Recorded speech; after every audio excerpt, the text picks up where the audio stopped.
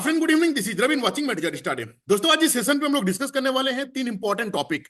सबसे पहले हम लोग डिस्कस करेंगे माध्यमिक आचार्य का अपकमिंग वैकेंसी के बारे में।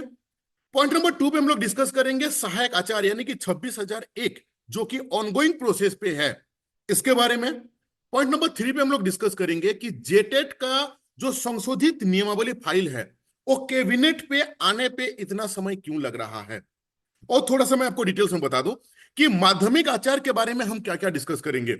आज के तारीख में मोर देन 70% स्टूडेंट्स जिनका ग्रेजुएशन प्लस बीएड है, उनके दिमाग पे एक कॉमन क्वेश्चन है कि ये जो वैकेंसी माध्यमिक आचार्य है इसका एलिजिबिलिटी क्राइटेरिया क्या होने वाला है। ग्रेजुएशन प्लस बीएड और मास्टर डिग्री प्लस बीएड, और इसका जो मैं आपको क्लियरिटी दूंगा ये गवर्नमेंट डॉक्यूमेंट हम आपको दिखाएंगे। पॉइंट नंबर 2 पे हम लोग डिस्कस करेंगे सहायक आचार्य के बारे में, जिसका आज बहुत ज्यादा मेरे पास मैसेज आ चुका है ऑलरेडी कि इसका फाइनल कटअप क्या होने वाला है, साथ में इस बहाली का फ्यूचर क्या है।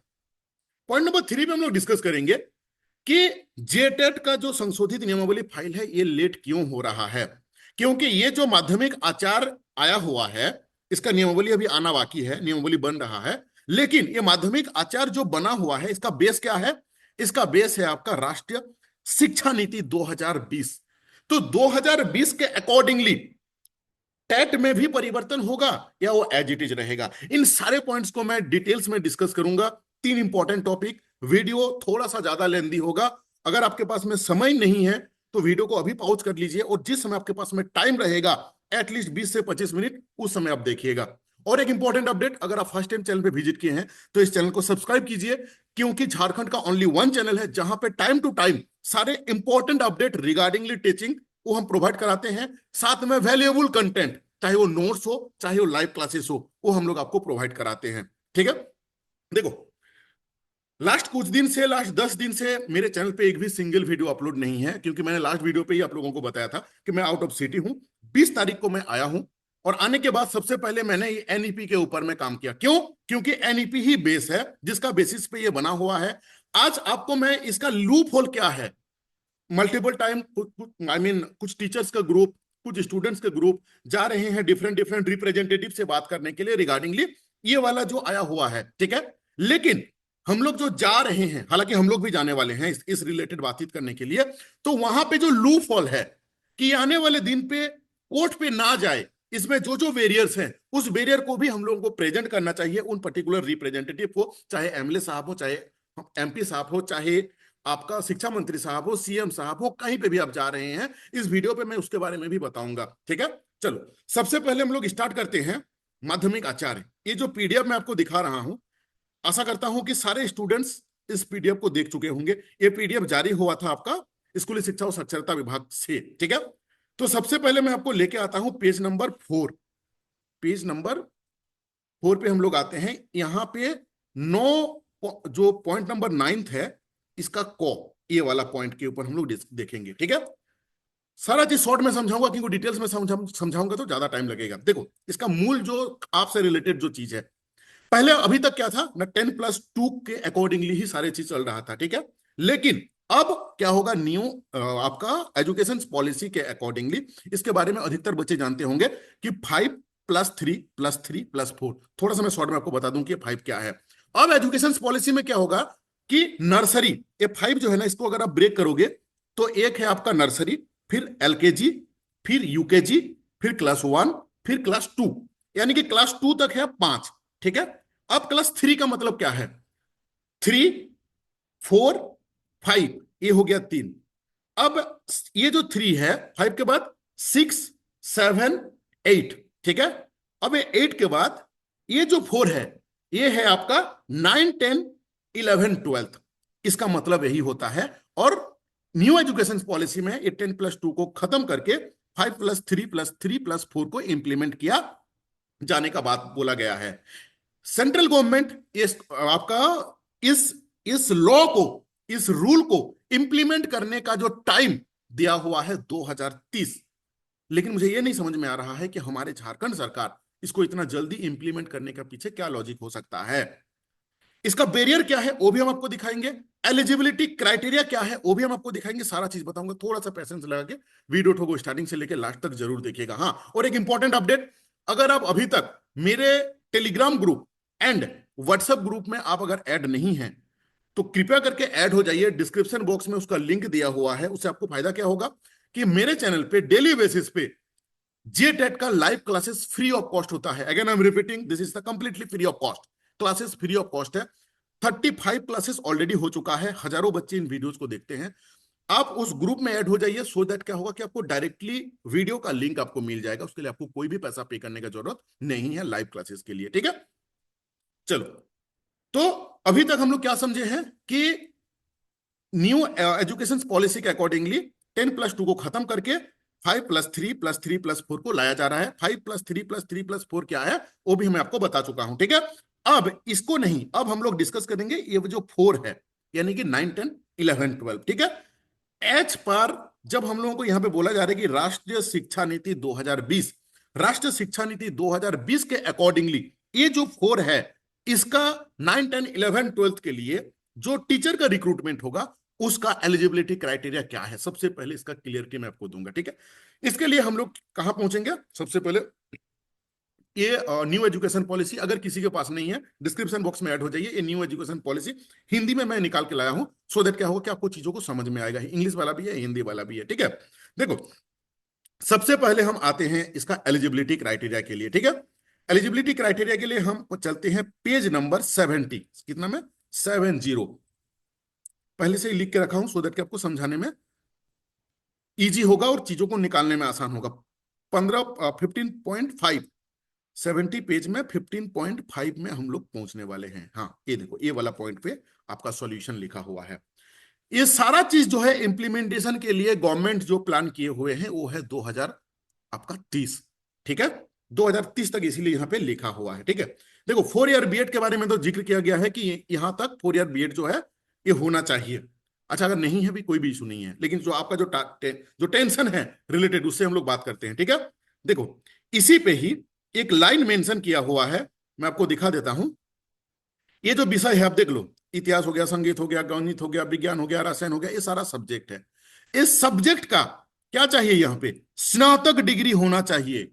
अगेन आई एम रिपीटिंग, पूरा एनईपी में आप चेक कर लेना, मैं तो अपने एंड से चेक कर चुका हूं कि माध्यमिक आचार्य आपको बनने के लिए भले यहां पे 11, 12 इंक्लूड है, लेकिन एज पर एनईपी नया शिक्षा नीति के अकॉर्डिंगली आपका जो क्वालिफिकेशन होना चाहिए वो है ग्रेजुएट, ठीक है। ग्रेजुएट के साथ आपका ये रहना चाहिए बीएड, ये चाहे 4 वर्ष हो, चाहे वो 1 वर्ष हो, चाहे 2 वर्ष हो, उससे कोई मैटर नहीं करता है। लेकिन जो टेंशन वाला बात था, आशा करता हूं कि अभी वाला पॉइंट को सुनने के बाद हजारों स्टूडेंट्स नहीं लाखों स्टूडेंट्स को तसल्ली मिला होगा। अगर आपको लगा कि नहीं एक वैल्यूएबल पॉइंट्स है, आपके जानकारी को मिला अच्छा चीज, तो प्लीज इसी खुशी में एक लाइक कर दीजिए और एक छोटा सा कमेंट कर दीजिए कि आप किस चीज का तैयारी करते हो। अभी आपके दिमाग पे एक क्वेश्चन आया होगा कि फिर पीजी का क्या रोल रहा। पीजी के लिए जो अपर यानी कि जो हायर स्टडी के लिए जाएंगे, फॉर एन एग्जांपल कि चाहे पीएचडी हो गया, वहां पे आपका पोस्ट ग्रेजुएट का रिक्वायरमेंट है। अभी इस लाइन पे कोई भी डाउट नहीं रहना चाहिए।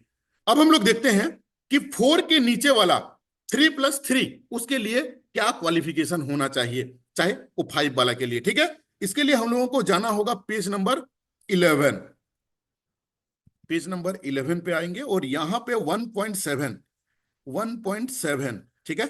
हाँ, ये है, यहां पे आपका 10+2 और चाहे आपका जो डिप्लोमा है, ये आपका काम का चीज है। अभी तक आपको इस वीडियो में इस चीज का क्लियरिटी मिला कि माध्यमिक आचार्य का क्वालिफिकेशन क्या होना चाहिए, ठीक है।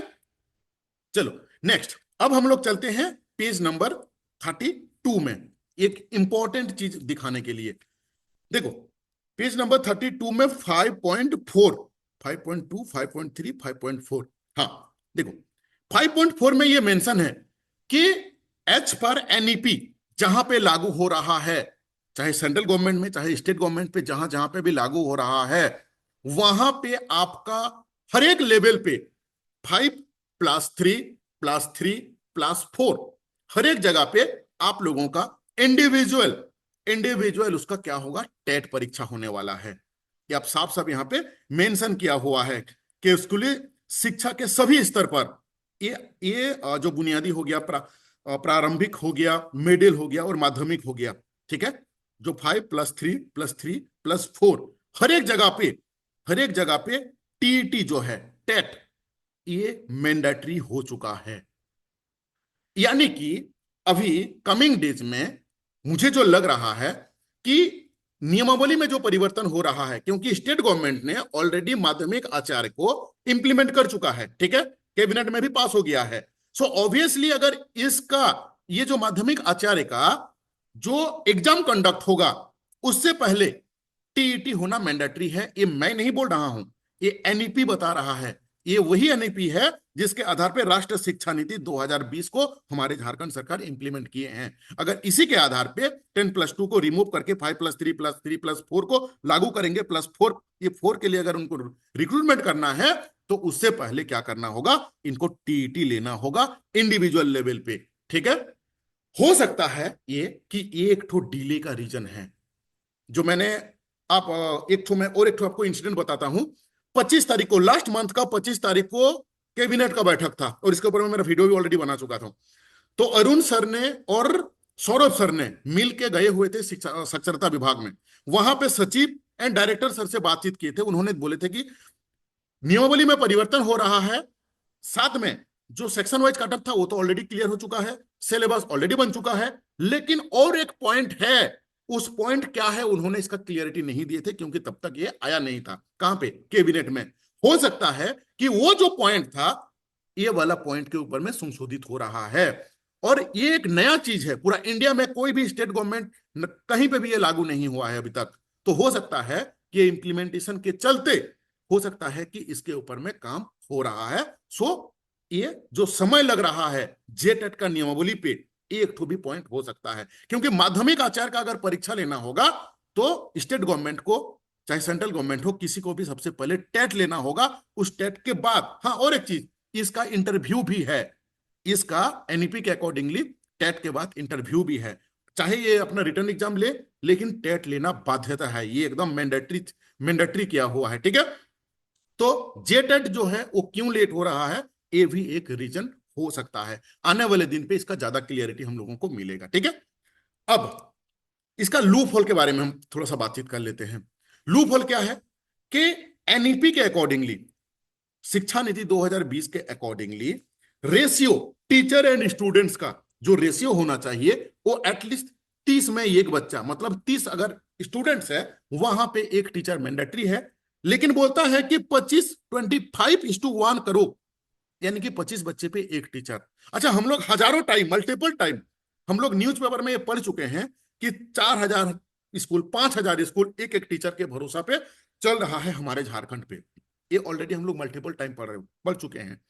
तो मेरे का कहना क्या मतलब है कि अगर ये हमारे झारखंड सरकार जब एनईपी को लागू कर रहे हैं तो उससे पहले इसको तो क्लियर, इस चीज का भी तो पॉइंट को क्लिक, मतलब क्लिक होना चाहिए ना, कि हाँ 30 में एक बच्चा है, 30 बच्चे पे एक टीचर है कि नहीं। तो ये इसका लूप होल है। आने वाले दिन पे इसी पॉइंट को लेके हाई कोर्ट, सुप्रीम कोर्ट, कहां कहां ये वैकेंसी जा सकता है।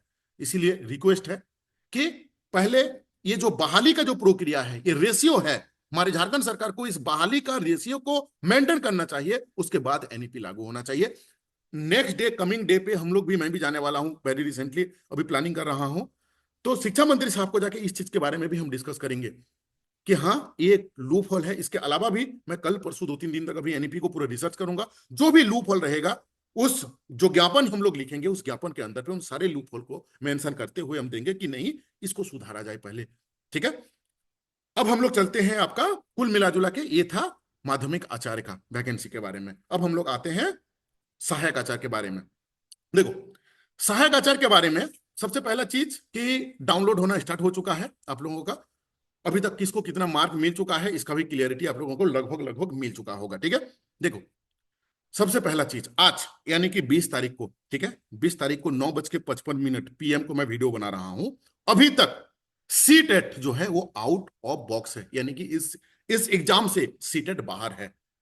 और ये मेरा स्टेटमेंट नहीं है, सुप्रीम कोर्ट का ऑर्डर है।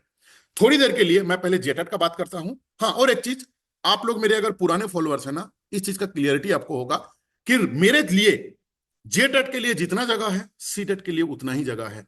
मैं कभी भी पक्षपात लेके बात ना करता हूं, ना आने वाले दिन पे करूंगा। मेरे लिए, मेरे नजर पे हर एक भाई बहन, हर एक स्टूडेंट्स को मैं इक्वल वैल्यू देता हूं, क्योंकि ना मैं कभी एग्जाम इसका देता हूं, ना मुझे नौकरी करना है। ठीक है, तो इसीलिए जो भी पॉइंट्स मैं बोलता हूं वो फैक्ट, एंड कहीं पे किसी का पक्ष लेके हम बात करना मेरा आदत नहीं है। ठीक है, देखो, सबसे पहले हम बात करें, सीटेट अभी यहां से बाहर है, अभी हम लोग बात करते लेते हैं जेटेट का। लेकिन रिव्यू पिटीशन पे क्या होगा नहीं होगा, मैं कभी भी ओवर स्मार्ट नहीं दिखाता हूं इस मैटर पे, इसीलिए सहायक आचार्य के ऊपर में मेरा ना के ऊपर वीडियो आता है। क्यों?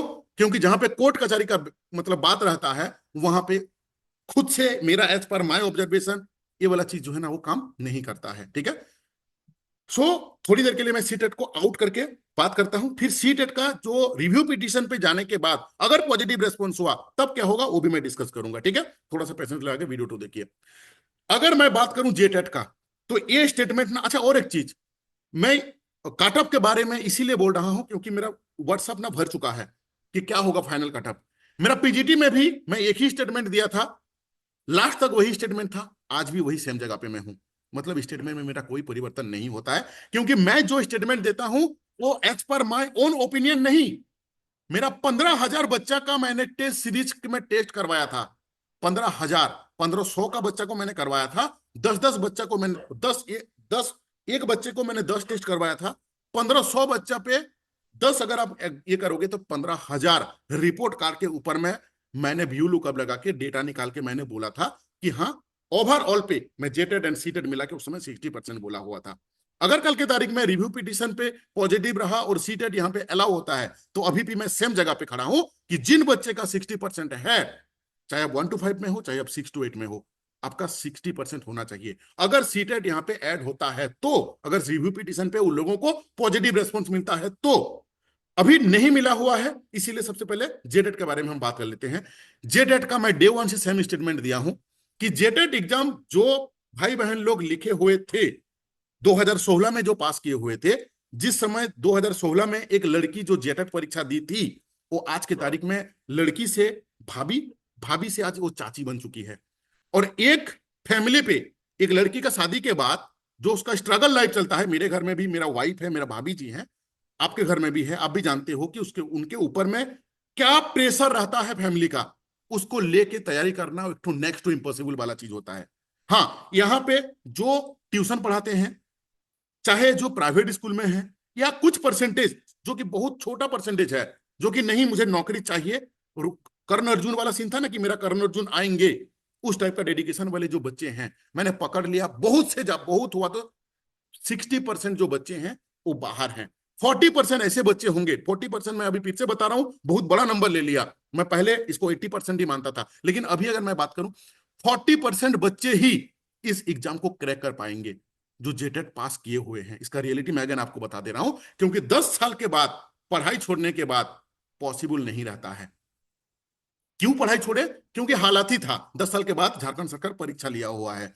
सो जेटेट का जो भी बच्चे सिर्फ पास हो जाएंगे, अगर आई एम रिपीटिंग, रिकॉर्डिंग करके रख लो मेरा स्टेटमेंट हो अगर डाउट है तो, जो भी बच्चे सिर्फ पास हो जाएंगे, 40% 40% लेके आएंगे, उनका नौकरी होना तय है। अभी से मैं बता दे रहा हूं, सीट बच जाएगा। हाँ, यही चीज होता कि 2016 में जेटेट परीक्षा हुआ, 17 छोड़ के 18 में ये वाला रिटर्न परीक्षा लेता, फिर कोई दिक्कत नहीं था, सारे बच्चे के अंदर में वो जुनून तो पकड़ा रहा था। लेकिन 10 साल के बाद वो जुनून जिंदा नहीं रहता है। जो लड़की थी वो चाची बन चुकी है, जो लड़का था वो चाचा बन चुके हैं। कुछ कुछ परसेंटेज हैं जो पढ़ाई के साथ कनेक्टेड है, उनका नौकरी होना तय है। इसीलिए आप अगर जेटेट के कैंडिडेट हैं, आप देख लीजिए, अगर आप पास, सिर्फ पास मार्क अगर आ रहा है तो आप सिलेक्टेड हो। ये हुआ आपका जेटेट का।